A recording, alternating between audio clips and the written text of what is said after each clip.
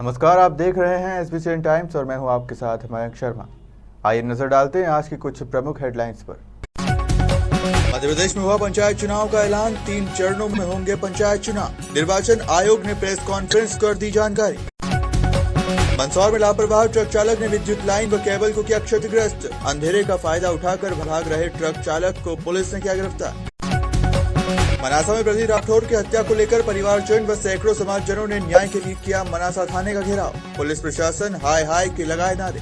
Bulletin में शुरुआत करते हैं मंदसौर की खबरों के साथ। मल्हारगढ़ तहसीलदार वंदना हरित ने कलेक्टर के निर्देशानुसार कोरोना के नए वेरिएंट की रोकथाम के मद्देनजर पिपलिया मंडी में रैली निकालकर गाइडलाइन का पालन करने की समझाइश दी। नगर परिषद एवं पुलिस व स्वास्थ्य विभाग की टीम ने नगर में जन जागरूकता अभियान चलाकर मास्क वितरित किए। श्रीमती हरित ने बताया कि उक्त अभियान निरंतर जारी रहेगा। आमजन मास्क का नियमित उपयोग करे।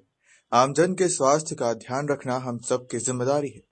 नगर परिषद के सहयोग से नगर में दुकानों पर व नगर में भी ये अभियान चलाया गया।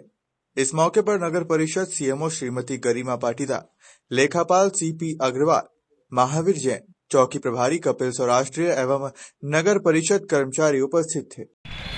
मास्क बांधे, कोरोना की तीसरी लहर आने की संभावना लग रही है, कृपया मुंह पर मास्क बांधें।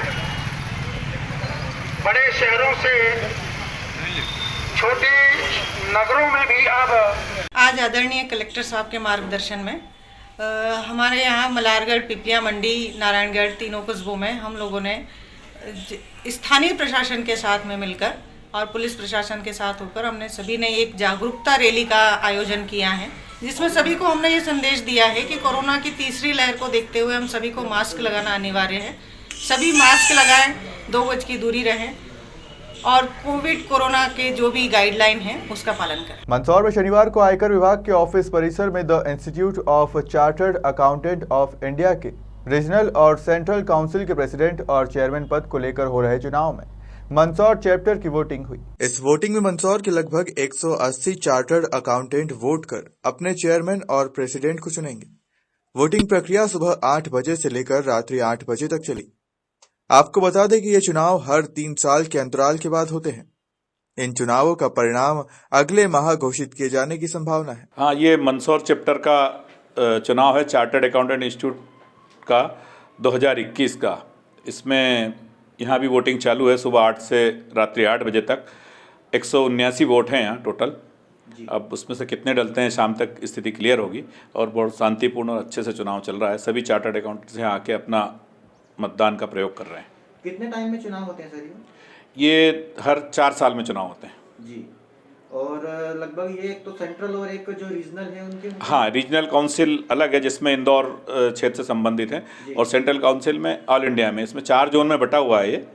तो एक इंदौर वाला रीजन है उसका है और एक ऑल इंडिया का है जिसमें सेंट्रल काउंसिल है। Institute of chartered accountant India में रीजनल काउंसिल, सेंट्रल काउंसिल 2 तरह के रिप्रेजेंटेशन होते हैं।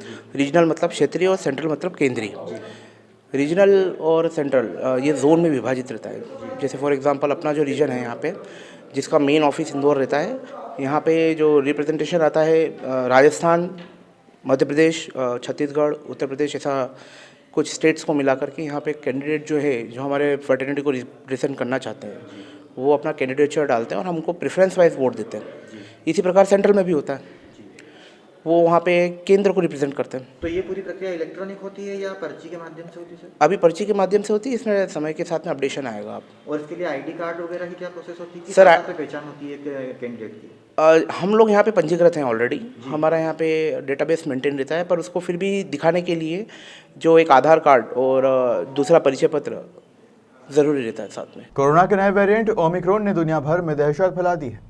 ओमिक्रॉन वायरस को लेकर मंदसौर जिला स्वास्थ्य विभाग भी अलर्ट मोड में आ गया है।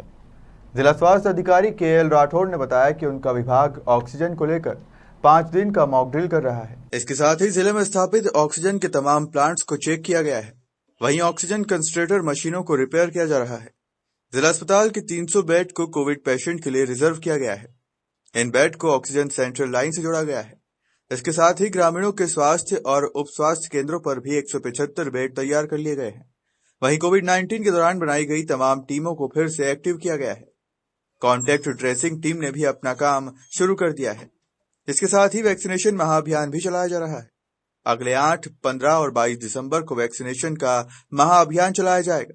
वहीं प्रतिदिन करीब 900 सैंपलिंग भी की जा रही है। हाँ, हमारे जो है देश के अंदर, बेंगलोर के अंदर जो है ओमिक्रॉन वायरस ने अपनी दस्तक दे दी है। 2 केस अभी मालूम पड़े हैं और इसको लेके राज्य शासन द्वारा और जिला स्तर पर भी तैयारियां की जा रही है। दिशा निर्देश बराबर प्राप्त हो रहे हैं।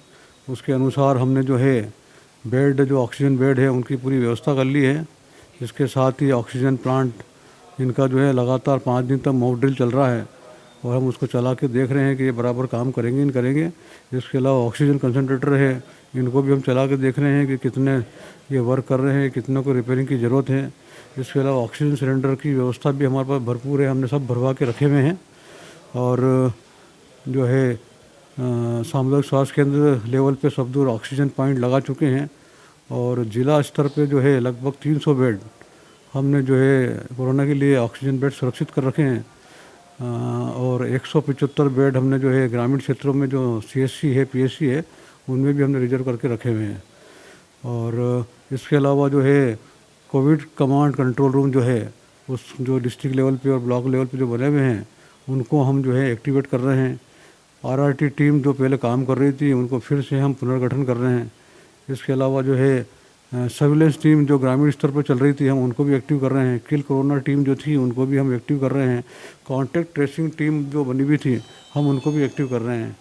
और क्राइसिस मैनेजमेंट की जो बैठक है, वो हमने जिला स्तर पर भी कर ली है और प्रभारी मंत्री के साथ भी अभी हम करने जा रहे हैं और डॉक्टर साहब के साथ भी कर ली है। और मुख्यमंत्री जी जो निर्देश दिए हैं, उनका हम जो भी निर्देश दिए हैं, हम उनका पालन कर रहे हैं और उसको इम्प्लीमेंट कर रहे हैं। इसके अलावा जो है वैक्सीनेशन का कार्य हम तेज़ी से कर रहे हैं और सेकंड डोज के लिए फिर से नई डेट भी आ गई हैं।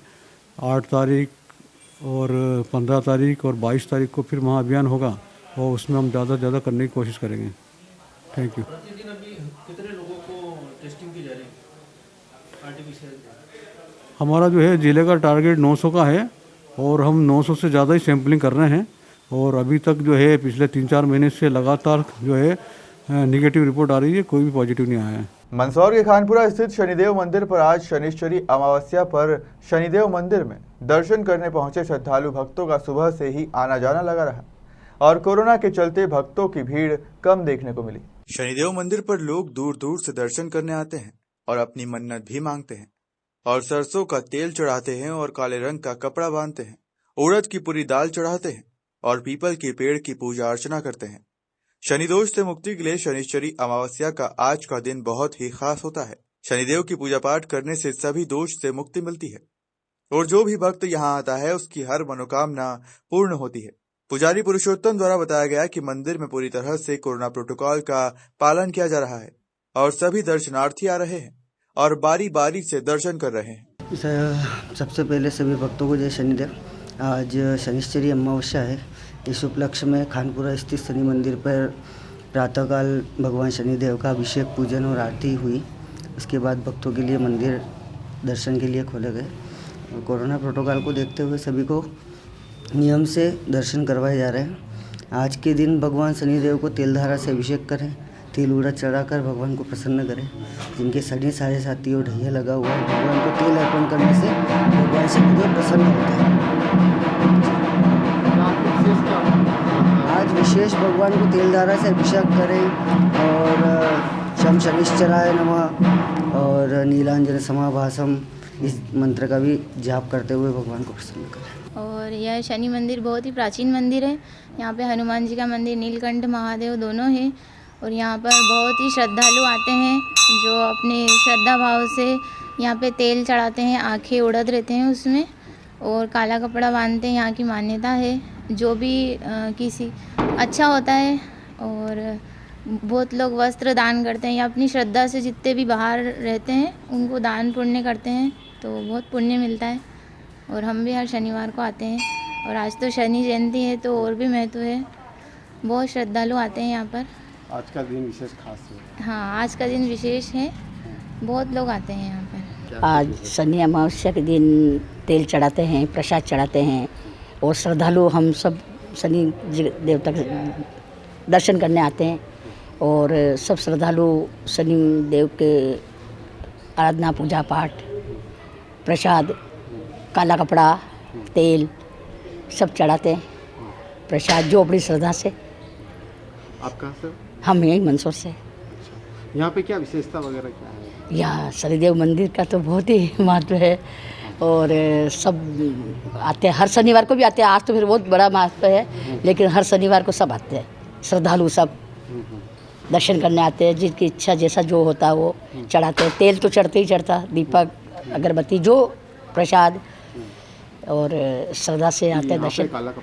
काला कपड़ा भी बांधता और उड़द की दाल चढ़ती, तेल के अंदर उड़द आखे उड़द डाल करके चढ़ते शनिदेव जी की और प्रसाद वगैरह जो भी फूल हार नारियल जो श्रद्धा हो उतना चढ़ा सकते हैं और दर्शन करने आते हैं। मध्य प्रदेश पंचायत चुनाव की तारीखों का ऐलान हो गया है। मध्य प्रदेश निर्वाचन आयोग ने प्रेस कॉन्फ्रेंस की जिसमें निर्वाचन आयोग ने जानकारी देते हुए बताया कि पंचायत चुनाव 3 चरणों में होगा। मंदसौर जिले में तीसरे चरण 16 फरवरी को मतदान होगा। पहले चरण में 9 और दूसरे चरण में 7 और तीसरे चरण में 36 जिलों में चुनाव होगा। मध्य प्रदेश पंचायत चुनाव की तारीखों का ऐलान हो गया है। मध्य प्रदेश निर्वाचन आयोग ने प्रेस कॉन्फ्रेंस की जिसमें निर्वाचन आयोग ने जानकारी देते हुए बताया कि एमपी पंचायत चुनाव के पहले चरण के लिए 13 तारीख को निर्वाचन की सूचना का प्रकाशन किया जाएगा। 20 दिसंबर तक नामांकन जमा होंगे और 23 दिसंबर तक नाम वापसी और प्रत्याशियों को सिंबल का बंटवारा कर दिया जाएगा। पंचायत चुनाव 3 चरणों में होगा। 6 जनवरी को पहले चरण का मतदान होगा, दूसरे चरण का मतदान 28 जनवरी को होगा और तीसरे चरण का मतदान 16 फरवरी को होगा। वहीं 23 फरवरी को चुनाव के नतीजे घोषित हो जाएंगे। मतदान का समय सुबह 7 बजे से दोपहर 3 बजे तक का रहेगा। चुनाव के दौरान कोविड गाइडलाइन का पूरा पालन करवाया जाएगा। मंदसौर जिले में तीसरे चरण के 16 फरवरी को मतदान होगा। जिला निर्वाचन आयोग ने चुनाव को लेकर अपनी तैयारियां पहले से लगभग पूरी कर रखी है। कहीं न कहीं प्रशासन को तारीखों का इंतजार था। चुनाव तारीखों के ऐलान के साथ ही शनिवार शाम से ही आदर्श आचार संहिता लागू हो गई है।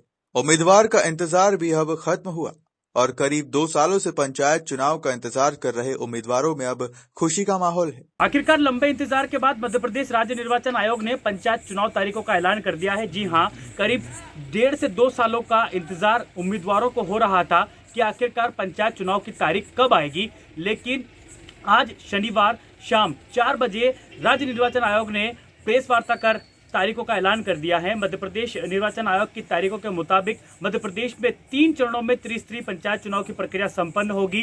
पहले चरण की यदि बात करें तो पहला चरण जो है वो 6 जनवरी 2022 को होगा। दूसरे चरण की यदि बात करें तो 28 जनवरी को होगा और तीसरा चरण 16 फरवरी को होगा। ये तमाम जो चुनावी प्रक्रिया है वो निर्वाचन आयोग की ओर से जारी कर दी गई है। आपको बता दें कि मंदसौर जिले में तीसरे चरण में मतदान होगा। मंदसौर जिले में जो है तीसरे चरण में मतदान होगा, यानी 16 फरवरी वाले चरण में जो है मतदान की प्रक्रिया पूरी होगी। इसमें यदि मंदसौर प्रॉपर जिले की यदि बात करें तो पहले मंदसौर विकासखंड का चुनाव संपन्न होगा, उसके बाद सीतामऊ और गरोड भानपुरा का जो है भानपुरा का चुनाव प्रक्रिया संपन्न करवाई जाएगी। लेकिन तीसरे चरण में मल्हारगढ़ और गरोड में चुनाव प्रक्रिया कराई जाएगी। मंदसौर जिला प्रशासन, जिला निर्वाचन आयोग ने भी जो है चुनाव को लेकर पहले से ही काफ़ी हद तक तैयारियां की जा चुकी थी, लेकिन चुनाव तारीखों का इंतजार था राज्य निर्वाचन आयोग की ओर से, लेकिन अब वो इंतजार खत्म हो चुका है। राज्य निर्वाचन आयोग ने चुनाव तारीखों का ऐलान कर दिया है। 3 चरणों में चुनाव होंगे। यदि बात करें पंचायत चुनाव की वोटिंग प्रक्रिया की, तो आपको बता दें कि पंच और सरपंच के पदों के लिए जो चुनाव होंगे वो मतपत्र से होंगे, मतपेटियों में मत डाले जाएंगे। इसके साथ ही जनपद पंचायत सदस्य और जिला पंचायत सदस्यों की जो वोटिंग है वो ईवीएम के द्वारा की जाएगी। या पहले से ही जो है प्रक्रिया तय थी, तो निश्चित ही ये लंबा इंतजार था और आखिरकार इस इंतजार की घड़ियां खत्म हो चुकी है। जो उम्मीदवार हैं जो इंतजार कर रहे थे उन्हें उनमें अब खुशी का माहौल है। राज्य निर्वाचन आयोग ने चुनाव तारीखों का ऐलान करते हुए साफ कर दिया है कि वे चुनाव कराने को लेकर तैयार है। कोविड की यदि बात की जाए तो जैसे कि कोरोना के नए वेरिएंट ने पूरे मध्य प्रदेश को, पूरे देश को दहशत में डाल रखा है, लेकिन निर्वाचन आयोग ने फिलहाल की परिस्थितियों को चुनाव की कराने जैसी परिस्थितियों की बात कही है कि चुनाव इन परिस्थितियों में हो सकते हैं। उसमें कोविड प्रोटोकॉल का, कोविड गाइडलाइन का पूरा ध्यान रखा जाएगा, लेकिन आगे किसी तरीके से अगर हालात बेकाबू होते हैं, लोगों की जान पर आती है, हालात बिगड़ते हैं, तो चुनाव को किसी तरीके से टाला जा सकता है, चुनाव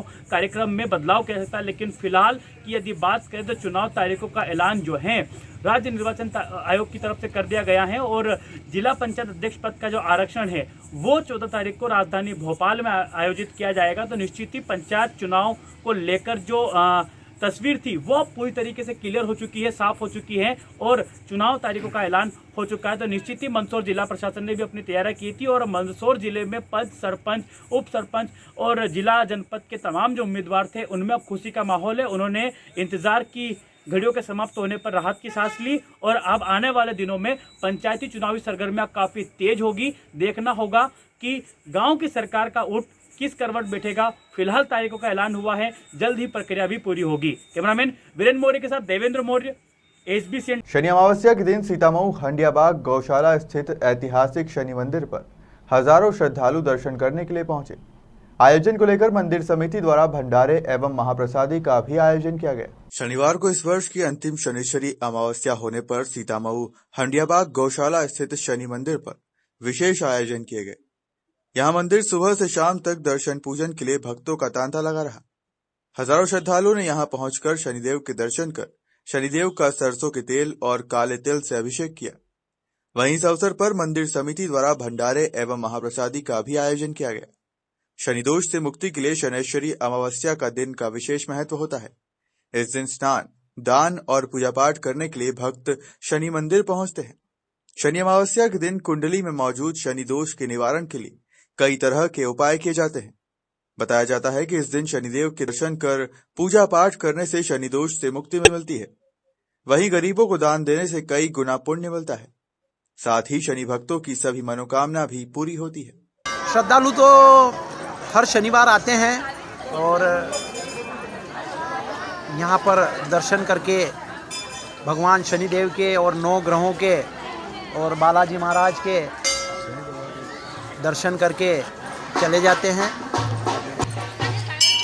कोरोना को देखते हुए इस कार्यक्रम को छोटा किया है और सिर्फ एक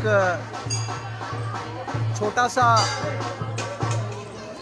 महाप्रसादी का आयोजन रखा गया है, जिसमें छोटे बच्चे बच्ची महाप्रसादी के रूप में सब्जी पूड़ी बनाई है और भगवान को भोग लगा के बच्चों को भोजन कराया गया है। मंदसौर जिले के नारायणगढ़ नगर में गुरुवार रात एक अनियंत्रित ओवरलोड ट्रक ने नगर में बड़ा नुकसान किया। ओवरहाइट ट्रक की वजह से कई स्थानों पर विद्युत पोल क्षतिग्रस्त हो गए, तो वहीं केबल लाइन और इलेक्ट्रिक सर्विस लाइन भी क्षतिग्रस्त हुई। पुलिस की मदद से रफूचक्कर हो रहे ट्रक को पकड़ा और थाने लाकर खड़ा करवाया गया। शुक्रवार सुबह मामले में विद्युत विभाग व आमजन ने शिकायत दर्ज कराई कि अनियंत्रित ओवरहाइट ट्रक की वजह से विद्युत पोल क्षतिग्रस्त हो गए, तो वहीं केबल लाइन और सर्विस लाइनों में बड़ा नुकसान हुआ। हालात ये बने कि गुरुवार रात कई घंटे अंधेरों में गुजारना पड़ी। फिर मौके पर सूचना के बाद विद्युत विभाग की टीम पहुंची और क्षतिग्रस्त विद्युत पोल को दुरुस्त करने की कार्रवाई के बाद विद्युत व्यवस्था सुचारू कर दी गई। अंधेरे का फायदा उठाकर ट्रक चालक ट्रक को भगाने का प्रयास कर रहा था, लेकिन नगरवासियों व पुलिस की मदद से ट्रक को पकड़ लिया गया। ट्रक को थाने लाया गया। नारायणगढ़ थाना पुलिस ने ट्रक चालक के खिलाफ प्रकरण दर्ज कर मामले की जांच शुरू की है। थाना प्रभारी अवनीश श्रीवास्तव ने बताया कि नगरवासियों की शिकायत पर तत्परता से अंधेरे का फायदा उठाकर भाग रहे ट्रक चालक को पकड़ा और ट्रक को थाने लाकर खड़ा करवाकर उस पर कार्रवाई की गई। वहीं विभाग व आमजन से नुकसान का आवेदन भी लिया है। मामले में उचित कार्यवाही की जाएगी। उक्त ट्रक पिपलिया मंडी क्षेत्र से आ रहा था, तभी रात में यह हादसा हुआ। लापरवाह चालक ने कई जगह नगर में नुकसान किया। ये कल रात लगभग 8:30-9 बजे की घटना है। पिपलिया मंडी की तरफ से एक ट्रक लसन भर के आ रहा था और ओवरहाइटेड भरा हुआ ट्रक था। तो चूंकि पिपलिया मंडी के उधर ब्रिज बन रहा है तो वो अपने नारायणगढ़ से होता हुआ निकला, समिति चौराहे से उसने टर्न लिया और ओवर हाइटेड होने के कारण जो केबल्स वगैरह थी वो केबल्स वगैरह उस ट्रक में उलझ गई और वो ट्रक चलता गया। काफी सारी केबल्स उसमें उलझी हुई हालत में ही घिसटती चली गई और 3-4 पोल्स जो है वो बिल्कुल मुड़ गए, नष्ट हो गए और काफी नुकसान हुआ उस ट्रक से। पब्लिक की रिपोर्ट पे, एमपीबी वालों की रिपोर्ट पर हम लोगों ने कायमी की है और 279, 427, 139 एमपीबी एक्ट की धाराएं लगाई हैं। ड्राइवर को अरेस्ट कर लिया है, ट्रक को जब्त कर लिया है और बाकी वैधानिक कार्रवाई जारी है। जिनका नुकसान हुआ है सर, क्या नुकसान दी जाएगी उनको? हाँ, जिन लोगों का नुकसान हुआ है वो नुकसानी पंचनामा हम लोगों ने उसमें सम्मिलित किया है और वैधानिक प्रक्रिया के अनुसार उसका निपटारा किया। वैसे तो सभी लोग जन्मदिन की वर्षगांठ धूमधाम से अपने रिश्तेदारों, परिवार वालों और समाजजनों के साथ मनाते हैं, परंतु शासकीय महाविद्यालय गरोठ में हिंदी विभाग के सहायक प्राध्यापक डॉक्टर अशोक बैरागी एबी ने एक नई पहल करते हुए अपनी बेटी का जन्मदिन समाज के गरीब तबके के उन बच्चों के साथ मनाने का निश्चय किया जो हालात के आगे मजबूर हैं और अपनी गरीबी के चलते अपने जन्मदिन की वर्षगांठ नहीं मना पाते हैं। डॉक्टर अशोक बैरागी एबी ने बताया कि उनकी बेटी का जन्म 3 नवंबर 2021 को दीपावली की पूर्व संध्या पर हुआ है। उन्होंने अपनी बेटी का नाम अनुश्री रखा है, जो देवी लक्ष्मी का ही एक नाम है। उसी दिन से उन्होंने सोच लिया कि वे प्रत्येक वर्ष अपनी बेटी का जन्मदिन ऐसे बच्चों के साथ मनाएंगे जो मुख्य धारा से कटे हुए हैं और सुख सुविधाओं से वंचित हैं। इस श्रृंखला को आगे बढ़ाते हुए उन्होंने अपनी बेटी का जन्मदिन प्रत्येक माह की 3 तारीख को लगातार 12 महीनों तक मनाने का निर्णय लिया और ये जन्मदिन वे गरोठ शहर के ऐसे बच्चों के साथ मनाएंगे जो अपना जन्मदिन किसी कारणवश नहीं मना पाते हैं। गरोठ शहर की गरीब बस्तियों में जा जाकर बच्चों को ढूंढकर हर माह की 3 तारीख को वे अपनी बेटी का जन्मदिन इन बच्चों के साथ मनाएंगे। उन्होंने बताया कि उनकी बेटी यहाँ नहीं है, उनके ससुराल में है, इसीलिए उन्होंने वीडियो कॉल के द्वारा जन्मदिन के उत्सव का आरंभ विधि पूर्वक केक काटकर बच्चों को स्वल्पाहार एवं मिठाई केक प्रदान कर किया।